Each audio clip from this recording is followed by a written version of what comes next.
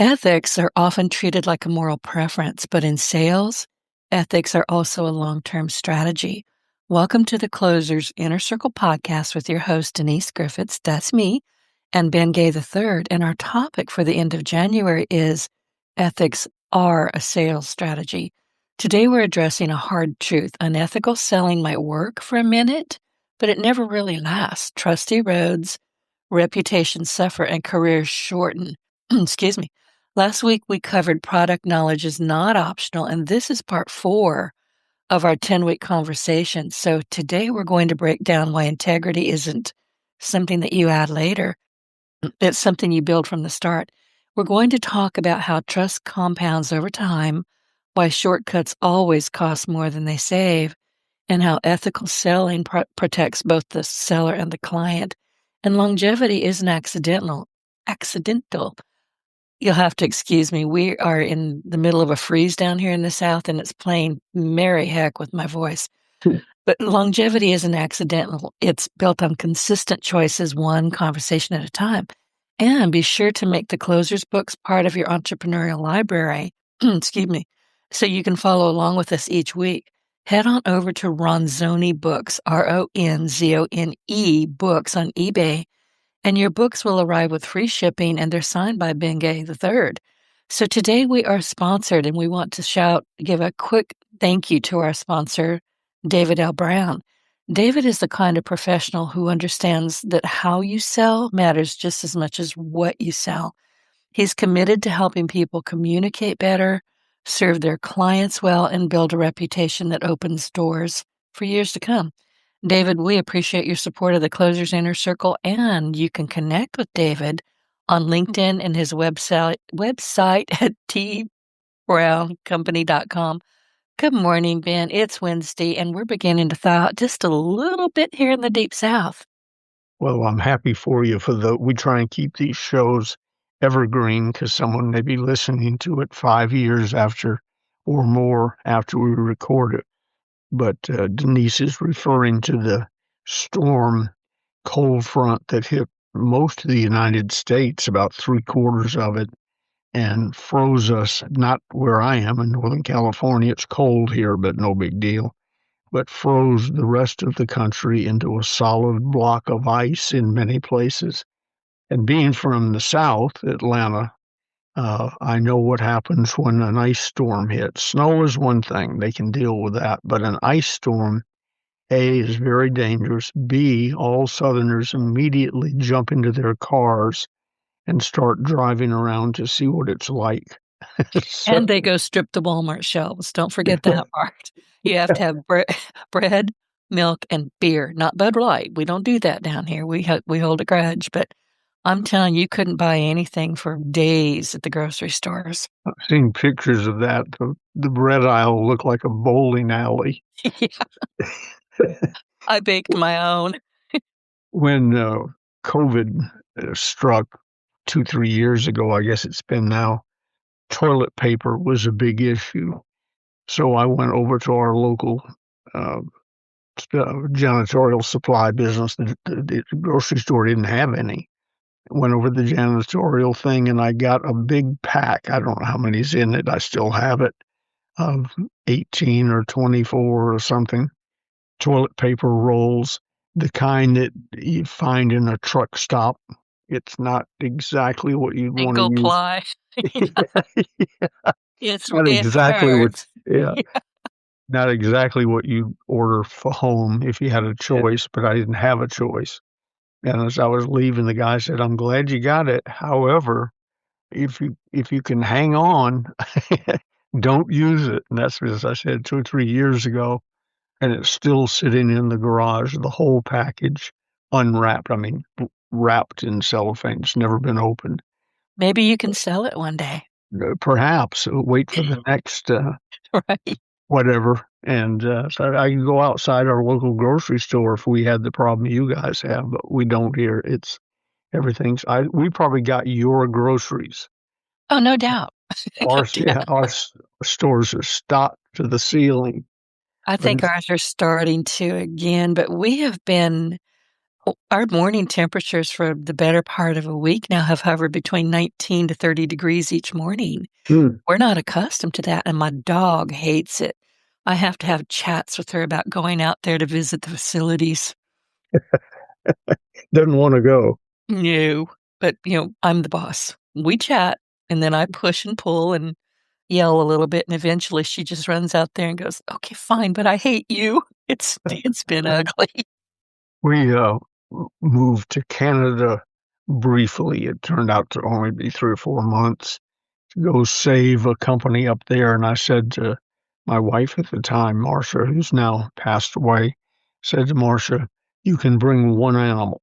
We had 4 or 5 dogs and 3 or 4 cats in Marin County, and so she picked, of course, the 236-pound Saint Bernard Caesar to bring. So I'm standing in the waiting area in the airport waiting for her, and she came out, and then behind her, the doors burst open, and here came a guy, looked like he was water skiing, being being pulled the boat with Caesar. Right. And I don't know how Caesar saw it or figured it out. He'd never seen snow in his life. He went right past me in the lobby like he didn't know me, out through the doors in the front, across that little area where the cars come in to pick up luggage, and into a snowbank. Just jumped in the snowbank. And, I repeat, I don't know how he knew there was snow out there, but he knew it. It must have a smell or something. Well, And, they're built for that. He yeah, probably well, he thought, was in "I'm heaven. in heaven." Right? Rolling around and groaning. He was just heaven sent, and probably a little bitter when we left 3 months later and went back to California. I bet he was. Did you get him the little keg for his collar? No, I should have. So you cheated that dog. Yeah, probably should have, but I didn't. If I'd seen one, I would have. Oh, before we get too far in and I forget, David Brown, thank you very much for being our sponsor today. David Brown, Denise, you know him almost as well as I do. I do. Uh, he's one of those guys, in the Closers Part 2, the last chapter, Sales Infiltration, is really, I don't think I mentioned him in it, I might have, is really a tribute to Jimmy Rucker, my high school running buddy and business partner, and the greatest salesman I ever personally worked with. Uh, Sales Infiltration is sort of written, this is what Jimmy Rucker does. This is how he does what he does and how he gets in quickly with people and so on. David Brown has that quality. I remember meeting him at a seminar, and I took his hand and said, "Hey, how are you? My name's Ben Gay." And before I let his hand go, I knew we were good friends. He just envelops you in trust and ethics, which we're going to be talking about today. That's sort of handy. Great guy. So if you're listening to this podcast, or make sure you look up David Brown with the information Denise just gave you. Great guy. He's a friendly rival of mine, I guess. He's a business consultant, and that's part of what I do. But I have no hesitancy in recommending him. His word is his bond, and he's just an all-around great guy. He So, is. I remember him telling me the first time, and it was at one of Tony Robleski's events mhm. that you guys met. And if I remember correctly, and I hope he doesn't quote me on this because I'm not sure I'm remembering it correctly, but he said that he was sitting next to you. He didn't know who you were until you introduced yourself, and he just said, "Oh my God, you're Ben Gay. I've been wanting to meet you." So he kind of fanboyed all over you. When things like that happen and people are nice enough to do it after you get reasonably well known, their first reaction, oh my God, I always look around. I'm trying to figure out who they're talking about. I haven't gotten quite, I guess it's the imposter syndrome. I haven't gotten quite used to having people that nice, and if it's a lady, gush over me. I still remember I told you about the time in Atlanta. I did a sales training thing for a small group within Holiday Magic Cosmetics, and a couple had brought their daughter to the meeting. Why, I don't know, but they had. I'm guessing she was 10, 11, 12, something like that. And she came up to me after the meeting and said, Mr. Gay, and pulled out her autograph book. Would you sign this for me? That was the first Oh, time anyone, since then I've signed millions of books, and at seminars people ask you to sign something.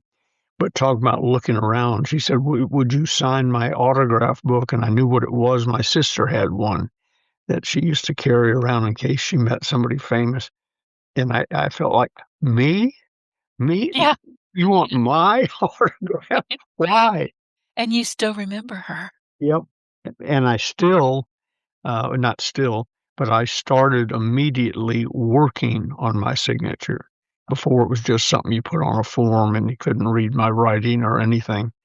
But after I realized she's going to carry that around maybe for years, perhaps I wish I had written it a little better. So I started stylizing my signature a bit. And my mother, who was a graphologist, one day was looking at my either my social security card or driver's license or something that I had signed years before and know what my current signature is or was.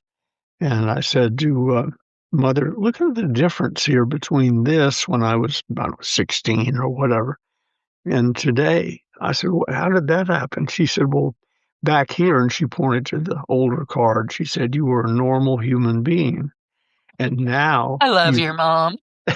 now you think you're King Kong.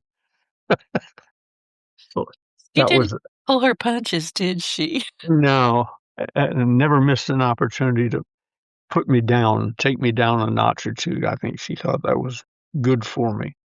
I got a Well, couple of apparently it notes. was. Yeah. I wrote a campaign speech. My sister, Jane, ran for president, president of school at Decatur High School in Decatur, Georgia. It's sort of part of Atlanta. And she, part of the setup is she had a very good looking friend. I'm still in touch with her. She's married, got grown kids and everything now. But back then, she was fair game, I thought. And so this lady who was running against Jane got up in her campaign speech. She read that song, Climb Every Mountain, Ford Every Stream, and You'll Find Your Dreams. I forget what the name of the song is. But anyway, she literally, her speech was she read off of the sheet music to that song.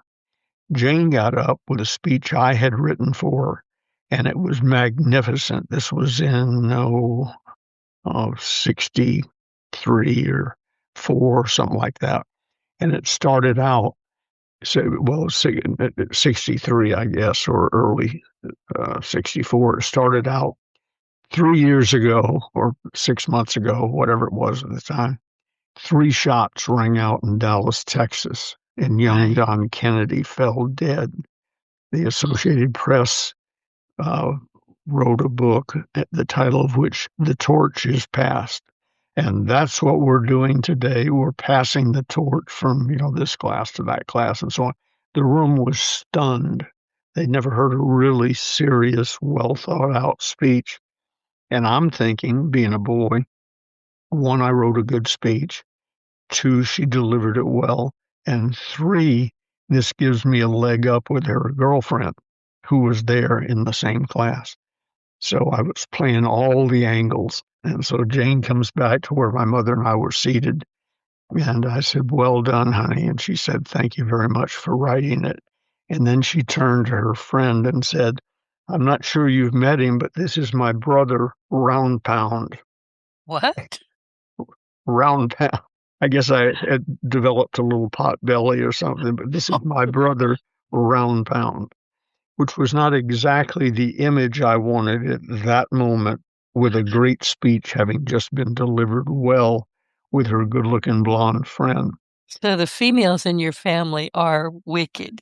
Yeah, yes, Okay, all of good. them. And my grandmother on my mother's side was just as bad. She was probably the ringleader of the group. But anyway, that's how I got set up, should have gotten set up with a young lady and didn't. It all went away. Then a couple of notes I made during the week. about that from which people can learn a whole lot about selling.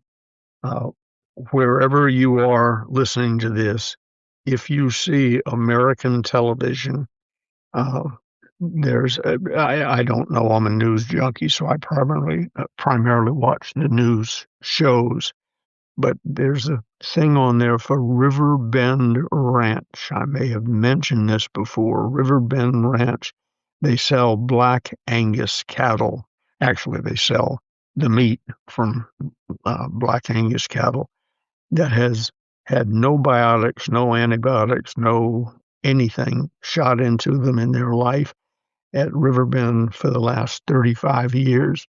And there's two or three of them, but it is the best commercial for a product I think I've ever seen. And then because it's filled with little sales nuances, you can picture somebody going, "Oh, I don't eat meat. I don't like meat." I have a friend, I think I mentioned this on Facebook or somewhere. I have a friend who's a Nazi vegetarian. I mean, harsh vegetarian. He saw the commercial and ordered a case of it. He said, "How much? That can't hurt." And the government's telling us we should get more protein. I said, "You don't have to explain it to me. I saw the commercial. I know how they got you." And so he did, and he loves it. So now he's a vegetarian who only eats black Angus beef from Riverbend Ranch. Well, then And he's not a vegetarian. no, he's a vegetarian. He just eats meat from Riverbend Ranch. Okay, that makes no sense to me. Right? It's a subtlety. Uh, He, Keep he is going. still a vegetarian, wants to tell you about all the reasons we should all be vegetarians. But like a guy who's a reformed alcoholic still takes a little sip of scotch on his birthday or something.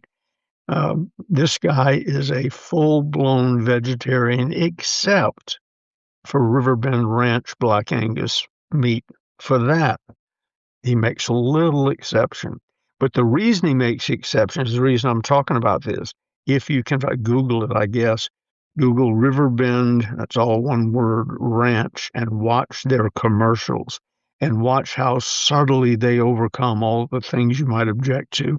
First, they make you fall in love with their cows, their steers, whatever they are, make you fall in love with them. And you can certainly see how well cared for they are and what they get and what they don't get to eat in their entire lives and so on. And right after they've made the cows your best friend, there's a grill in the background, smoke coming off of it. It's time to eat your best friend. No, no. I Yeah, used I to know. raise chickens in my backyard. I would slaughter them. I would, prepare them and I'd give them away because I couldn't eat anything I looked in the eyes. A lot of people like you. Riverbend might be an exception even for you. But anyway, they make you drool. I feel like Pavlov's dog when I watch their commercials. Your mouth salivates thinking about eating that, but they don't say eat. They talk about, and when your friends come over, they're showing them cutting up the meat at the picnic table. You know where it came from, but they never say the word eat. Whoever wrote the copy for that commercial is a master at wordage and visuals and so on. So if you want a complete sales lesson, Google, if you don't have it on your television, Google Riverbend Ranch commercials, I guess, and just watch them. But don't watch them like you're deciding whether you're going to buy some beef or not. Watch them thinking in your mind. Ben Gay said this is one of the best written, best developed, best pictured commercials in the history of mankind. It's just unbelievable. Well Now I done. have to go, I will go look at that because we we buy, and you said this so many times, you buy what you know, like, and trust. It's just that Mhm. easy. So I'm gonna go study that because it's, we think in pictures, we think in word pictures. I do anyway.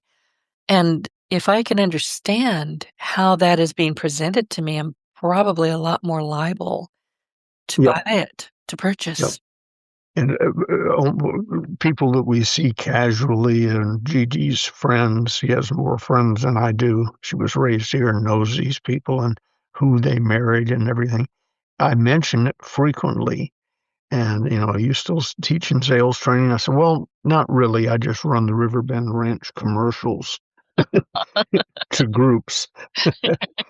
This is all you need. Get out your pad. This is all you need to know. And I'm stunned by how many people, vegetarian or not, stunned by how many people have gone over. And Omaha steaks, which used to be the king of will mail you a steak frozen at your home, good quality meat you can't get in your local stores, supposedly, will mail it to you. They sort of uh, were taking it easy for years. All of a sudden, instead of showing you a box of frozen meat, they got it on the grill and showing seasoning going.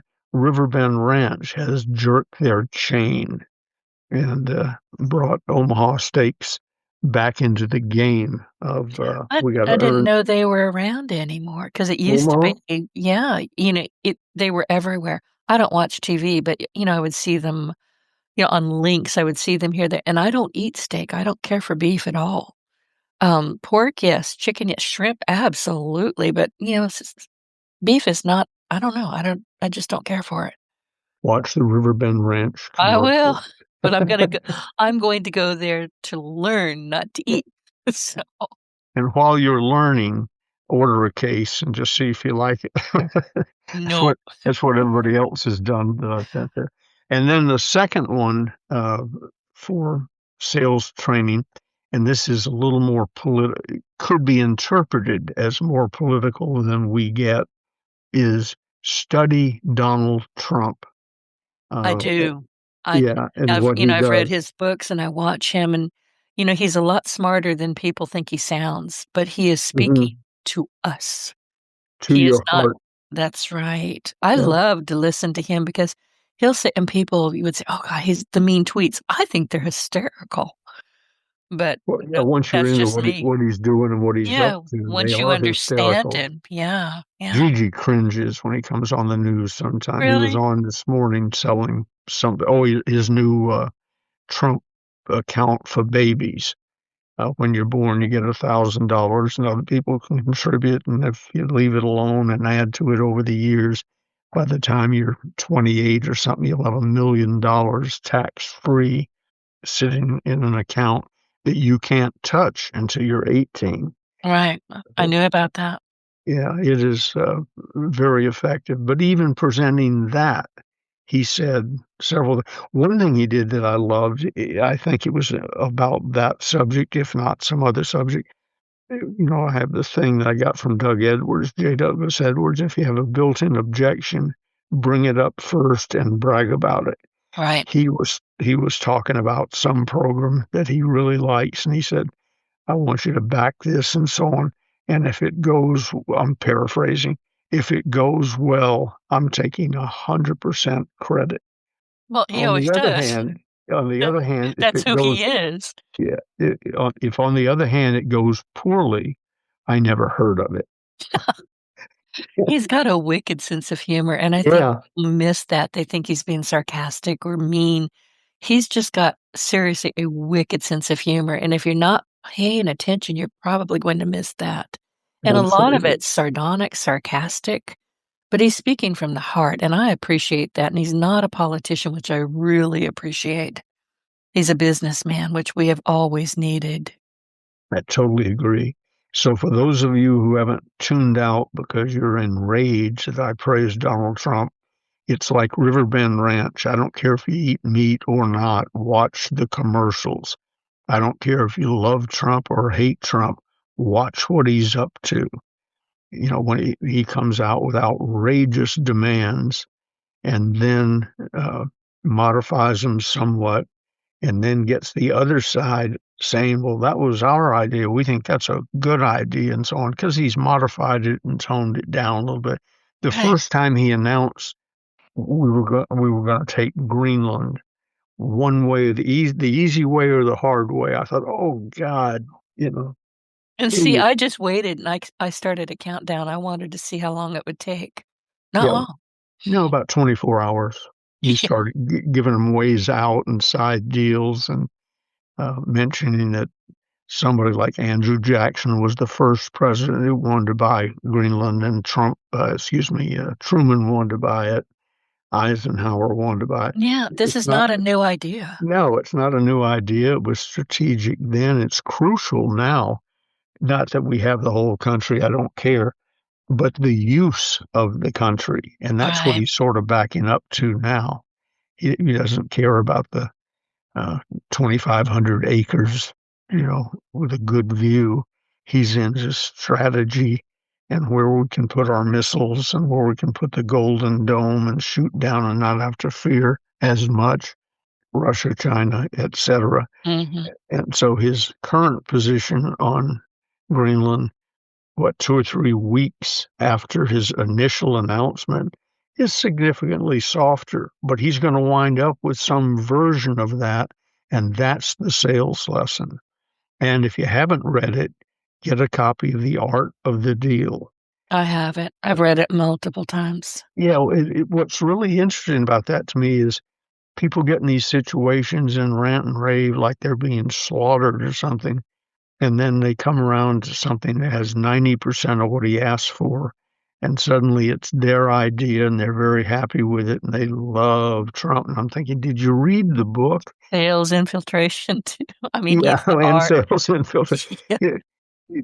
He's just done to you what he said he would do to you and everybody else he negotiates with. But they get surprised every time. You Yeah, know, I don't get that. I mean, if you're watching him or any president, and I've watched them all, didn't matter if I loved them or couldn't stand them, I watched them. And when he tells you he's going to do something, he's not joking. He's going to get it done one way or another. And, you Mhm. have to admire that. He's uh, several of his people, and he's built a unified team. Salespeople, listen up. You want a team around you that is supportive. And that cabinet he's put together, I don't know everything about all of them to say the least, but that cabinet is one obviously talented and B, either sincerely devoted to him or have been taught that's how you stay on his good side and on his team because they don't appear anywhere without saying, well, President Trump and President Trump. And I watched Secretary of State Rubio this I love morning him. Poor guy. on this. How many jobs does he have right now? I think he's going to be the prime minister of Greenland next week, maybe. I think Trump was kidding about that the other day. I assumed he Eh, was kidding about that. I don't assume he's kidding about anything.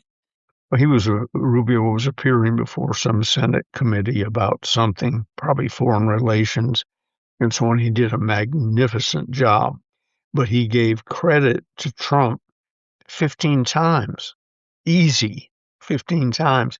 He's built, Really?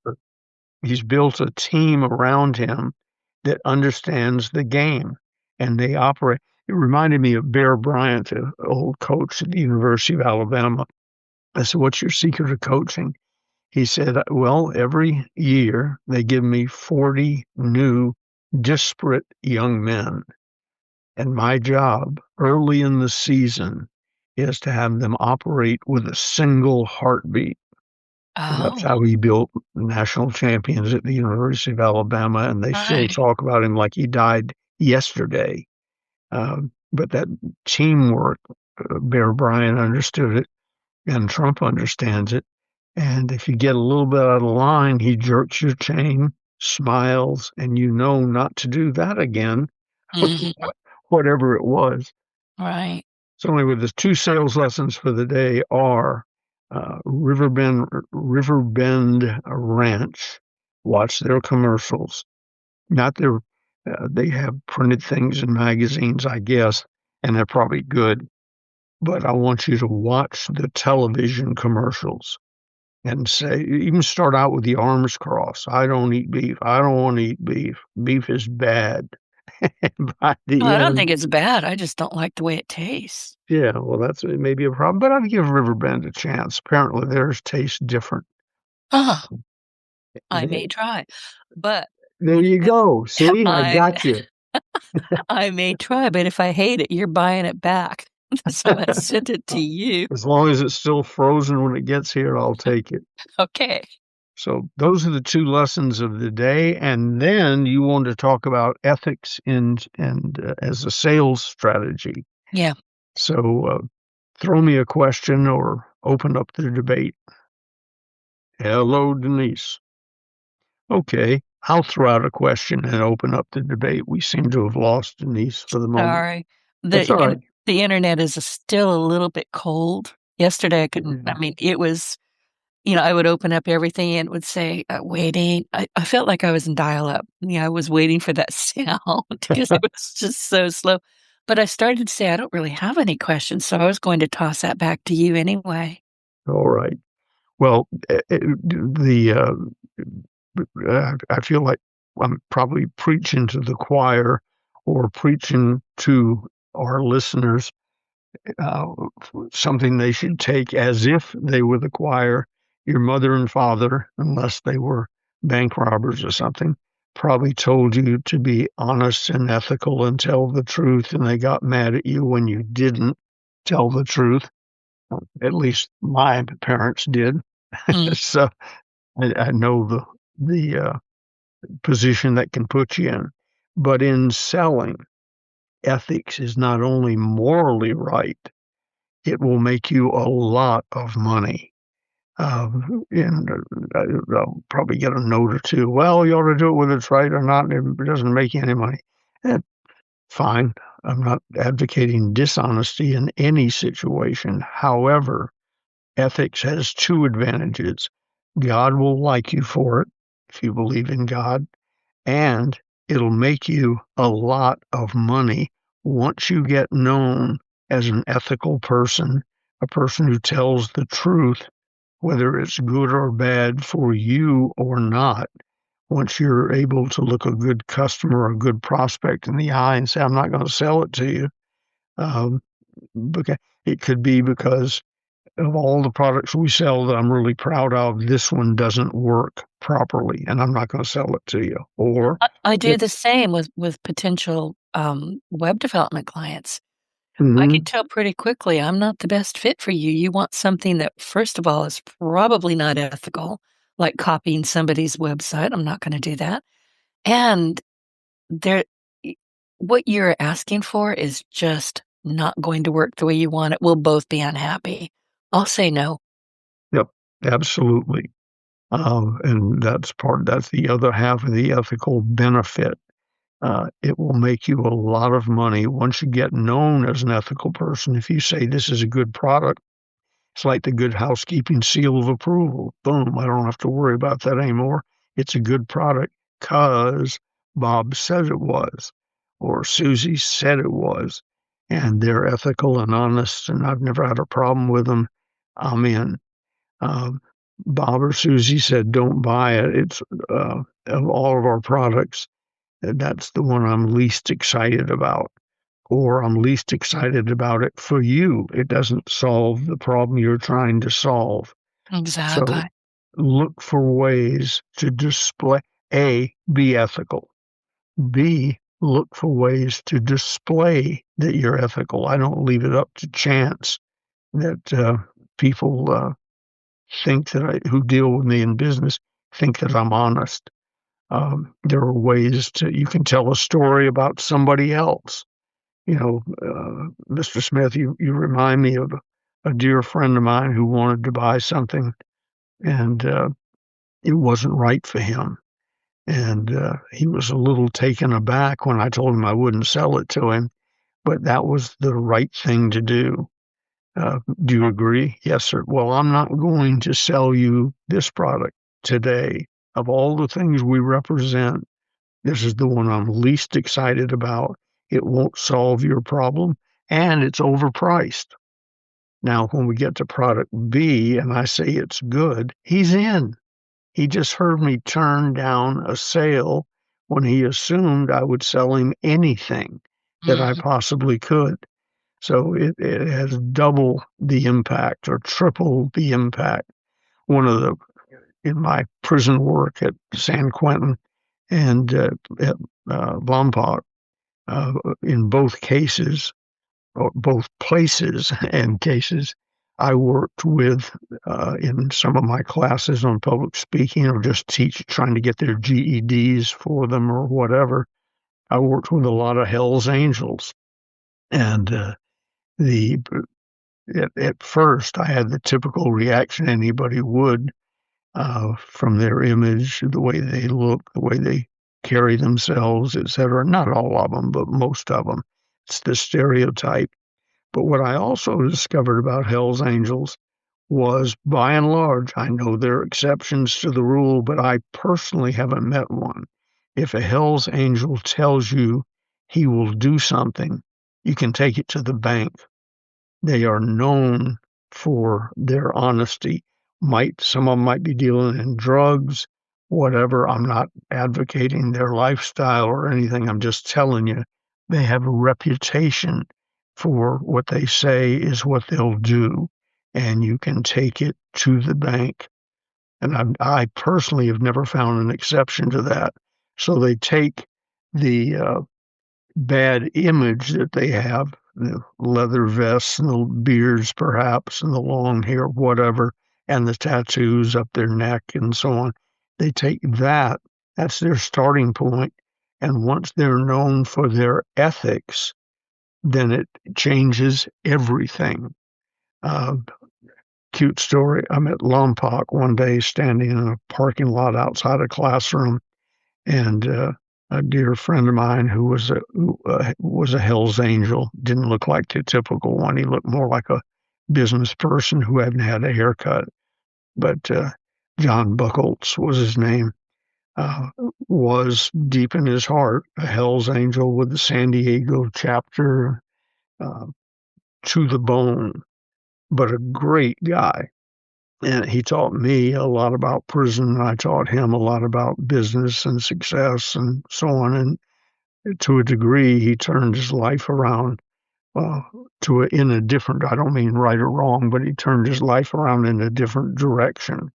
But the cute story is one day we're standing in the parking lot on a break from the class with a bunch of people, some of whom were Hell's Angels, and many of whom, among them, I had helped get their GED or their prep work for college or whatever. And they were very gracious to me and grateful, and they all called me Mr. Gay. I don't think from that crowd I ever heard Ben once, but we're standing there talking, and some motorcycle riders on Harleys went by, and that sound is very distinct. In fact, it's so distinct, it's trademarked. If you put Is it out, really? yeah, if you put out a motorcycle that sounds like a Harley, you can be sued for doing Oh, it because the sound is trademarked. It's so unique. it is unique. My neighbor, he's gone now. He moved in with his brother and then went offshore, and he and his dog just disappeared one day. But he had this gorgeous, grossly overweight brown chocolate lab. And I would hear that Harley start up, and I'd run to the door because I knew he was walking the dog, literally. He wouldn't walk with the dog. He would just go real slow. But I would hear that and I would just go, oh God, because I have my reasons for disliking that sound. But there the dog would go, okay, and he'd go lumbering down the road, and it was hysterical to watch. But I know that sound. I know what you're talking about. Very distinctive and trademarked. I had When no I first idea. read that years ago, I thought, how do you trademark a sound? Well, the way they do it is they record the sound, and it's distinct and unique, and it's because of the way they build the combustion system and so on, and the muffler or whatever they call their pipe. Um, there's a specific reason it sounds that way, and you better not have it on your motorcycle if you're the manufacturer. Mm. So I'm standing there in the parking lot with these Hells Angels and John and some quote normal people just talking between on a break. And these motorcycles go by out on the highway right beside the lot we were standing in at Lombard. And I lost them. I'm talking to them about something, and all the Hell's Angels' heads turned to the highway, and it was like they were in a trance. listening to their favorite sound, the sound of a Harley. So, wanting to get them back in to my loop, I said, I've never talked about it, but I have a motorcycle, two actually.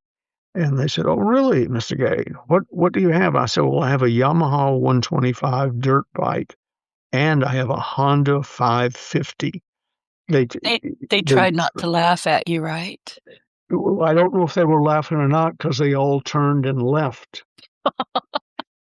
It was amongst 20 Hells Angels one minute and none the next. You lost respect. Yeah, except for John Buckholtz. He stayed.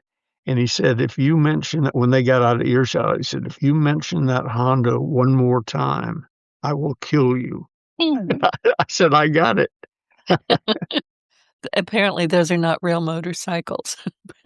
Rice burners is what they called it. Oh, well, I guess that makes sense. Yeah, it was, I thought a nice bike. I didn't claim it was a Harley, but apparently amongst the Hells Angels, you don't say that you have a Honda 550. Although Sonny Barger, who was a dear friend of John Buckholtz, Sonny Barger was the head of the Hells Angels, and uh, came by. I'm not sure I ever met him, but I saw him uh, in the visiting area when he or somebody came to visit John Buckholtz. Near the end of his life, Sonny Barger said that a better bike than a Harley was a Honda Goldwing or Gullwing or something. That's some wing on it. And it's a big bike. So if you want speed and so on, that's fine. But he said that's what it is. And when I read it and I shared that with some of my Hell's Angel friends, and I believe it or not, I have several, shared it with them. They said, he did not. I said, yes, your leader thinks the Honda Goldwing, I'll call it that, is a better bike than the Harley. You have to show it to me. So I found something and showed it to them, and they were crestfallen. I bet they were heartbroken. Yeah, they're I probably mean, in their therapy leader now. was well, or you know, their leader turned out to have a clay foot. Yeah, or something. They were Yeah, not happy to hear it. I But that's the bet. great job that Harley Davidson has done in building a brand and loyalty. Even after Sonny Barger figured out that a Honda Goldwing, we'll call it, was a better bike, he was never seen riding one. He only rode his Harley. Right, right. I So wonder if he was talking about comfort or what he was actually talking about. I really don't know. I didn't want to press the subject with my Hell's No. Angel friends for fear I'd be hurt. Well, you wouldn't get a Christmas card that year, that's for sure. Yeah, in the hospital. So, but anyway, as to ethics, make sure you understand beyond the obvious. The Bible tells you to be honest. Every book you've ever read about leadership says somewhere in it, in some form or other, be honest. Your mother and dad told you to be honest. All of that stuff, I'm telling you, as a business strategy, as a sales strategy, even if you don't believe it, to be perceived as someone who is ethical, who, when they tell you something, you tell them something, they can take it to the bank. They don't have to check Google or Wikipedia or with anybody else. All they have to do is know that you endorsed it. And if you did, it's good. That doesn't make it absolutely certain they'll buy it. There may be other things holding them back. But that, which is a huge part of the total sales equation, has been removed, shoved to the side. It's no longer a problem. And I repeat, don't leave it to chance. Over time, they'll figure that out, but you may not have over time to work with. You might need them to discover that a little quicker, in which case, storytelling is a fascinating, effective way to get across the thing. You can brag about yourself in a story about somebody else without getting caught bragging about yourself, without getting caught promoting yourself. Tell them of some. It's the old feel, felt, found thing that Larry Wilson and Wade Cannon and I worked out over lunch one day in Minneapolis, I think, wherever the Wilson Learning Corporation was. It was feel. It became so effective we had to quit using it for years. I know how you feel. Others have felt the same way. Here's what they found.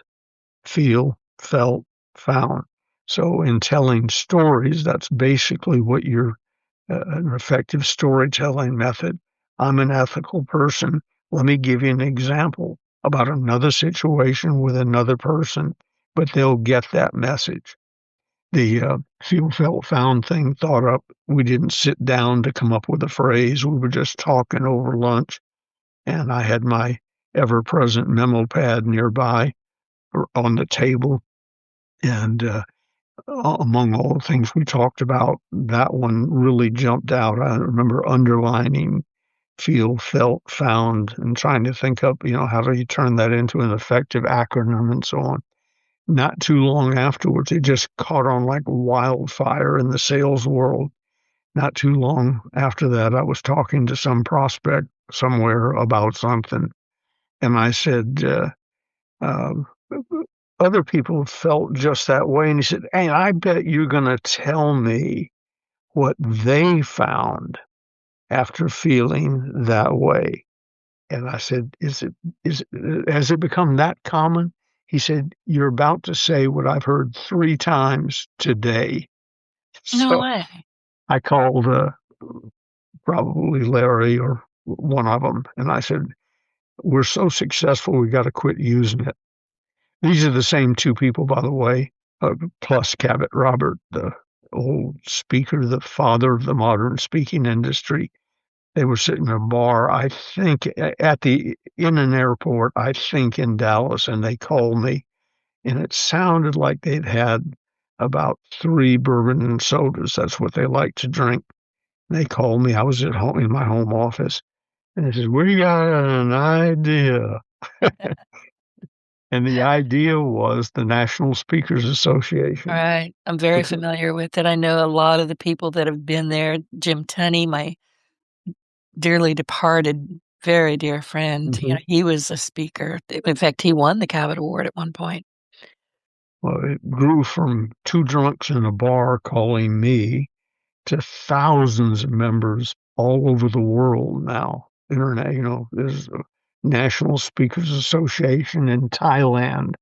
So it is really spread, and feel, felt, found sort of falls in that category. It became so popular we couldn't use it. There's a television commercial runs on one of the news channels about investing in gold or precious metals or something. And the guys, oh no, excuse me, reverse mortgages on your home. And he says, people think it's just another way for somebody to steal your house. Well, I felt the same way, but here's what I found. Others have felt the same way, and so on. And I thought it's making a comeback. It only took 40 years, and now they're using it again. But it makes Subtly, sense. It really does make sense to do something like that. sure, and a And great way. honestly, go ahead. I'm sorry. No, go ahead. Oh, I get to go. It doesn't even have to be about sales, honestly. But, you're talking about ethics and you're talking about integrity. And I had a gentleman, I've got this other podcast, Your Partner in Success Radio, which, by the way, y'all, is in the top 1.5% Whoa, of the most popular podcasts in the world. And this podcast, the Closers Inner Circle podcast, is part of that. So, Ben, you and I are in the top 1.5, just so you know. But anyway, I had this very nice gentleman. He wanted to be on my podcast so bad. And he didn't quite beg, but it sure felt like that sometimes. But he was in touch with me as often as he could without me calling the police. It was like, you got to stop. And as I say to people frequently, persistence is admirable. Annoying is not. no, it's not. And God bless him. And I felt so bad. And I went and I looked at what he had in his social media, which was nothing much. Nobody knew who this man was. And he over-explained everything when he was on social media. His website was a complete disaster. And I didn't want to, finally just say, leave me alone. I'm never going to have you on the show. So, I did my homework on him and I said, listen, you're not ready. You're not ready for anybody's podcast. And I'm going to give you homework. If you don't mind, I'm going to tell you what you need to clean up, how to clean it up, and prepare yourself to be a podcast guest. And he did. Now, has he Good. been on the show? He did. All right. I wasn't trying to offend him. I just said, look, nagging me isn't going to get you anything but a hang up. You've got to stop doing this, but let me help you. He's never bought a thing from me and he never will. But I had to help him. That was part of my ethics. When he refers someone to you, he'll probably say, hang on, she's going to tell you the truth. And And give you homework. he'll mean it as a warning. I take that as an endorsement. It's like the guy, I said it to somebody in the last week. It might have been you. Apologies if I'm repeating myself. Guy comes up to me, a Sikh with the turban and the long garment and so on. He said, I'm having trouble relating to people, uh, getting them in. I say the things you tell me to say, but they're not working for me like they do for other people. He said, do you know what the problem is or have any ideas? I said, yeah, you look like a terrorist. And he had a physical reaction. I said, you wanted the truth. You need to explain to them that you're a Sikh. You're one of Right, the, even I know. get out in front of the objection right away. Yeah. Hello, my name is whatever his name was. Uh, I have good news. I'm not a terrorist. I'm a Sikh. We're the good guys. They'll laugh, you laugh, problem behind you. Uh, so but mainly that's on. He said, you really want me to say that to people? I said, why don't you try it? I'm telling you, that's what they're thinking. You have a built-in objection. You need to bring it up first and brag about it, and they'll get a kick out of it. And your trust and honesty and whether you're going to blow them up or cut their head off issue is gone. And word got back to me over some length of time that that's exactly what he did, and that's exactly the reaction he got. Problem solved. And who's going to say, yeah, but I still don't like you because you got that turban on your head? No one. I mean, there's no one that crass on earth, I don't think. Mm, Charlie maybe Manson's so. dead, so. Yeah. Yeah. And these days people just say whatever the heck they want to. So I'm not even sure that still holds, but I get what Mhm. you're saying.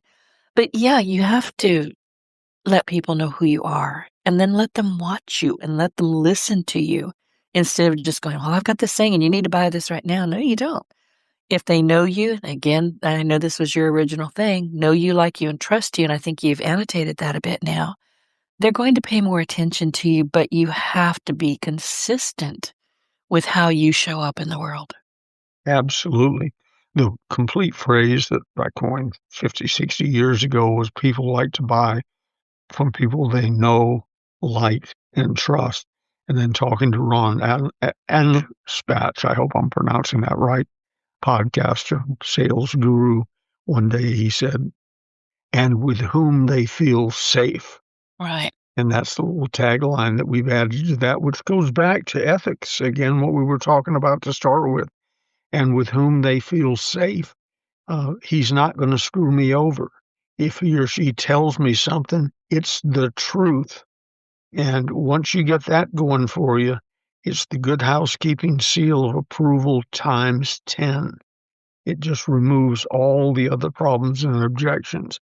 And then being a good guest on your co-host, sort of on your show, I'm watching the clock and we've got about 4 minutes left. Let me jump in real quick. If though with a blatant commercial, if you're interested in working with me in a coach mentor type relationship like I had with Dr. Napoleon Hill, send me an email to B as in Ben, F as in Frank, G as in gay, the number 3 or the numeral 3, BFG3 at DirectCon, that's short for Direct Connect, DirectCon.net. And just on the subject line, put coaching. And I will send you, no cost, no obligation, no follow-up calls. I won't bug you. I will send you the form to fill out if you want to join me, and an explanation of how we work, what it costs, and your obligations and mine, etc. It's really a simple, clear-cut thing. The one thing I do differently than most coaches is we don't meet Wednesday at 3 o'clock, whether we need to or not. We meet when you want to meet because you have a question or a concern or something. You tell me, I quickly block out the time, and then you only pay for the minutes used. It could be a yes or no question. I probably wouldn't write it down, but if I did, it would be a minute off of your retainer. And then, as Denise was kind enough to say, if you're interested in the closer's books, and if you're in selling, you are, go to eBay and then go to Ronzoni Books, Ronzone books, all one word. And I will sign them, date them, guarantee them for life, no questions asked, and ship them to you free if you're in the United States. End of commercial, Denise. Give them yours. Oh, I don't have one. Well, I am doing recently, and this just started kind of happening. People are seeking me out for podcast consulting. And I love doing that because I've been doing this 18 years. My podcast is 18 years old as of the first week of January. I mean, it's old enough to drink, drive, or vote. I won't let it vote. I'll just let you know right now, no voting. But, it's amazing what I've learned from people. I've got your books, I've read them. I get to meet you in so many ways. You're my mentors. You are definitely my mentor and have been for a very long time.